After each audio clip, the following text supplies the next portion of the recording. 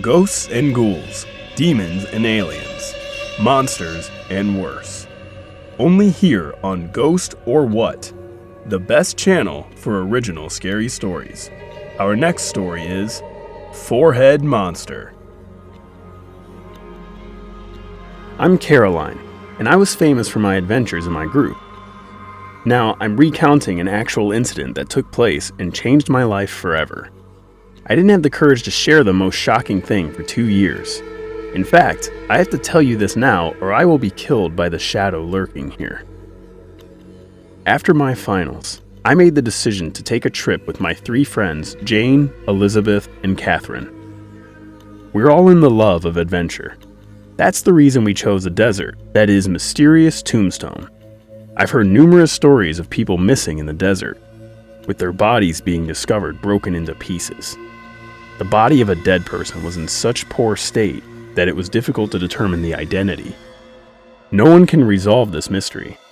We are therefore eager to travel there and enjoy our wonderful holidays there. As we entered the Tombstone Desert, there was something odd that made me think. However, I ignored it. I saw lots of people having fun just as we did, and kids were all gathered around the beggar.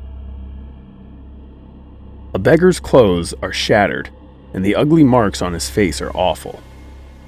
Jane ridicules the old beggar, saying that you're telling false stories, and you look so disgusting, and we laughed. Old Beggars spotted us and began to tell his terrifying tale to the kids that if one were to visit this area, they'd be facing death. I noticed that Catherine was making strange expressions and looked at me like she was about to take action. I threw a thumbs up at Jane and Catherine to know that I was there with them in whatever they were doing. Children absorbed the story and enjoyed it. Following the story, the old man demanded money from us. However, Jane and Catherine did not offer him even a penny.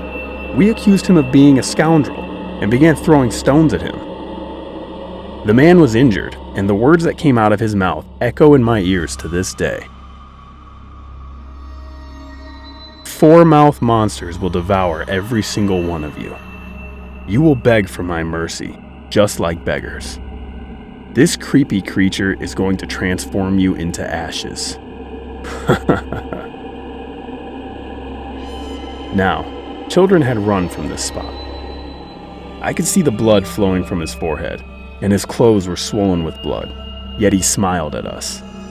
I'm not sure what to make of it, what this is, but it has me shivering with terror. Jane, along with Catherine, laughed at the situation. Also, Elizabeth was still throwing the stone at him. The old man collected his possessions, smiled, and left as if he could predict what was coming to us the next. I was sitting on the sand and watched others who were also heading home because they did not want to stay all night in this spooky area. I looked around at Elizabeth, Catherine, and Jane, who were attempting to put on their blue tent. It was decided that I had to cook food for them, and Jane and Catherine will take care of this job. I was looking at the graveyard, which the old man had pointed out. Then I inquired why they constructed a cemetery in the desert. Jane replied she was told by an elderly man that he had said the bodies of dead people couldn't be taken from the land by 4-headed monsters. It's nonsense, I said. Time was passing speedily, so I decided to cook. I carried everything with me, except for my safety from death. It was dark, and we were inside our tent, watching Evil Dead. We suddenly heard several people crying. We didn't notice that terrifying sound. However, the sound began to reverberate as time passed. It was a goosebump voice asking for assistance. It's evident that this old guy is out to scare us into death, I was thinking. We've made a decision to locate the man, and we will not let the man. We've separated from one another. The darkness was in the air, and the screams made the place seem like a haunted place.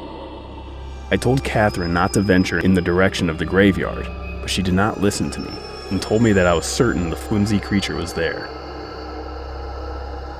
I was looking for out the man I'd been looking for. However, there was nothing other than the darkness and terrible sound. I'm not sure. However, I don't wish to remain in this place. I was tired of this journey and was ready to go home. I was completely absorbed in the thought of having heard Catherine shout, and then I ran towards her using the torch in my hands. Jane, as well as Elizabeth, was also speeding towards the cemetery. I saw the shadow of a massive large creature. Due to the dark, I could not see his face or his physical appearance, but I knew it wasn't a human. We witnessed Catherine hanging from the tree, and blood was pouring out of his mouth. Catherine was speaking the exact words spoken by the old man. 4 mouth monsters will devour every single one of you. You will beg for my mercy, just like beggars. This creepy creature is going to transform you into ashes. Jane began crying after seeing the most horrible situation of Catherine. Then I went over to Catherine, who tried to get me to punch her. She was not in her right mind. I slapped her forehead, and she fell to the ground. Jane and I pulled Catherine from the tree. The blood is now fallen from her mouth. I washed her mouth using a paper towel and then poured some water over her face to ensure that Catherine could open her eyes. The graves were a bit scary at night, and we were right in their midst with an unsettling creature. Jane was extremely scared and was desperate to get away from the location. However, a hand stepped from the grave and led her back to the grave. I tried to get her out but was unable. In the meantime, Catherine opened her eyes, and we wanted to flee. However, we could not let go of Jane behind. I spied at the grave with my shivering body. Suddenly, Jane's body came out of the grave. Jane's neck was held in his hands, but Jane's arms were not in her body. The only blood was visible at the moment. The 4 head monsters disappeared in a flash. We tried calling Jane, but she was dead. We didn't want our lives to end, so we ran to the old man, who was the only one who could save us from this creature.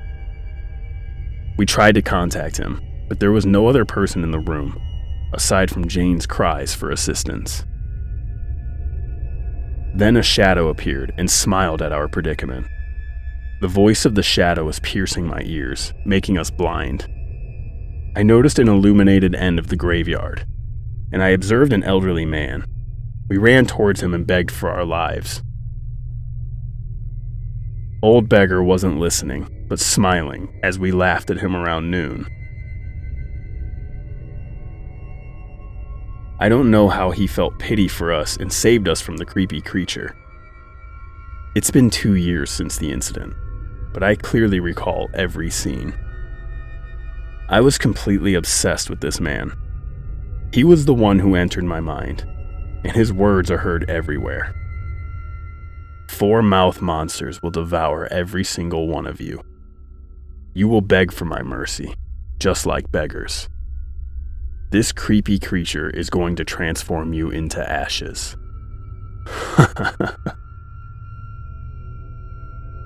Did you think that was the end? The terror never ends. Subscribe to our channel to hear more horror stories, only on Ghost or What.